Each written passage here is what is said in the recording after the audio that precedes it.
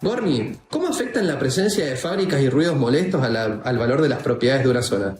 Mira, me hacía acordar a una casa que tenía en zona sur, al lado tenía justamente una fábrica y se me hizo prácticamente imposible venderla. Imagínate vos estar durmiendo a las 7, 8, 9 de la mañana y escuchar ruido de máquinas todo el tiempo. Te querés morir, es un clavo. Entonces, para esto existe el código urbano, que te denomina qué zona es residencial, qué zona es urbana. Por eso muchas veces te hinchan los cocos con el tema de la aprobación para cierto rubro. Así que sí, afecta muchísimo porque nadie quiere tener una fábrica al lado o al frente de su casa.